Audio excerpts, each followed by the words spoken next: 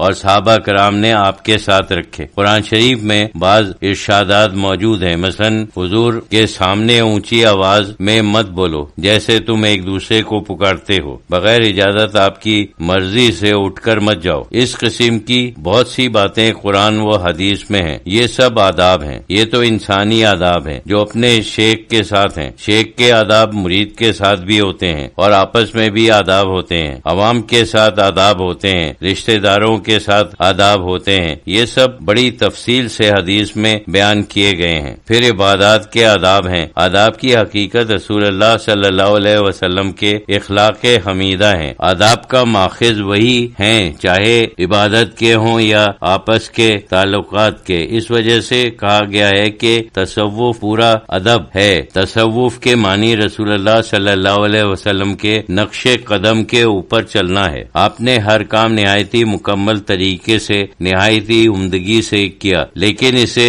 ہر ایک کے اوپر فرض بھی نہیں کیا ہے تاکہ لوگ تنگ نہ ہوں۔ اس وجہ سے بعض چیزیں فرض ہیں اور بعض سنتیں موقدہ ہیں اور بعض مستحب ہیں۔ حاضرین میں سے ایک صاحب نے دریافت کیا کہ کیا صاحب مزار سے روحانی طور پر گفتگو ممکن ہے؟ حضرت شہید اللہ فریدی رحمۃ اللہ علیہ نے فرمایا کہ ہاں ممکن ہے۔ انسان میں بڑی قوت دی گئی ہے، وہ ہر عالم میں پہنچ سکتا ہے اور ہر عالم میں اس کے احکام کے مطابق رہ سکتا ہے اور اپنے کام کر سکتا ہے۔ عام انسان ان چیزوں کو نہیں جانتا، لیکن اس کے اندر یہ قوتیں موجود ہیں۔ اس وجہ سے عالم مثال کے ساتھ اسے فطری مناسبت ہے، عالم ارواح کے ساتھ بھی ہے۔ اگر وہ اپنے اندر یہ قوتیں اجاگر کرے تو پھر جس عالم میں پہنچ جائے وہاں مانوس ہو سکتا ہے، گفتگو کر سکتا ہے اور جو کچھ اس عالم میں ہوتا ہے اس میں شریک ہو سکتا ہے۔ یہ تو صرف مناسبت کی بات ہے۔ ویسے بھی لوگ اکثر بزرگوں کو خوابوں میں دیکھتے ہیں اور ان سے گفتگو کرتے ہیں، حالانکہ نہ ان کا کوئی ارادہ ہے نہ ان میں کوئی روحانی کمالات ہیں۔ جب ایسا ہوتا ہے تو انسان ذرا کوشش کرے، قصد بھی کر سکتا ہے، یہ تو کوئی عجیب بات نہیں ہے۔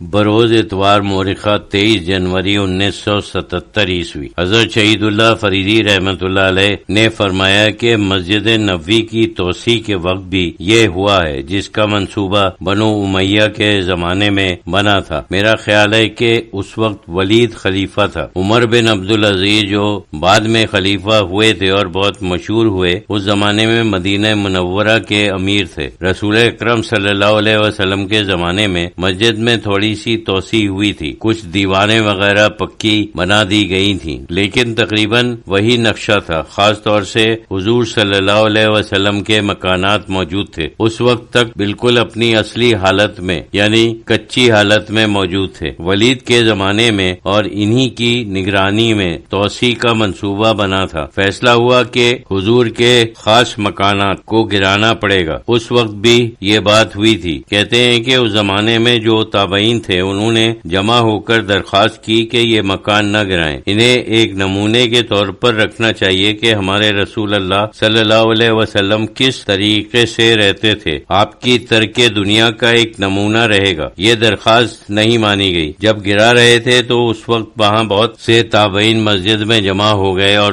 وہ سب رو رہے تھے، ایک قسم کا ماتم ہو رہا تھا کہ یہ گرا رہے ہیں۔ پھر وہ جگہ مسجد نبوی میں شامل کر دی گئی۔ وہاں کچھ بنا ہوا ہے لیکن وہ اصل چیز نہیں ہے، اس سے پہلے وہ اصل حالت میں تھی۔ بہت سے لوگوں کا خیال تھا کہ انہیں اصلی حالت میں رہنا چاہیے۔ توسیع اور ترقی اور اس قسم کی باتیں تعمیری بھی ہیں اور تخریبی بھی ہیں، جیسے ان بزرگوں کا اثر ان کے وصال کے بعد بھی بہت رہتا ہے۔ پاک پٹن شریف میں تو تم نے ایک عجیب و غریب چیز دیکھی ہوگی کہ بابا صاحب رحمت اللہ علیہ کا مزار کتنا چھوٹا ہے، اب تک چھوٹا ہے، حالانکہ اتنے لوگوں نے بنایا ہوگا۔ کبھی سنگ مرمر لگتا ہے، کبھی چاندی لگتی ہے، کبھی کچھ ہوتا ہے، لیکن ہے تو وہی چھوٹا سا۔ اس کے مقابلے میں ان کے پوتے کا مزار بہت بڑا ہے۔ اس وقت پتہ نہیں کسی کو خیال آیا یا نہیں، گنبد محمد تغلق نے بنایا تھا۔ بعد میں اس گنبد میں بہت سے مزارات بنے، لیکن اصل مزار ان ہی کا ہے۔ حضرت علاء الدین رحمت اللہ علیہ بابا صاحب رحمت اللہ علیہ کے سگے پوتے تھے اور محمد تغلق کے پیر تھے۔ اس زمانے کے کئی اور بادشاہوں کے پیر تھے، شاید فیروز تغلق کے بھی پیر تھے۔ اندر ان کا نام بھی لکھا ہوا ہے۔ انسان تو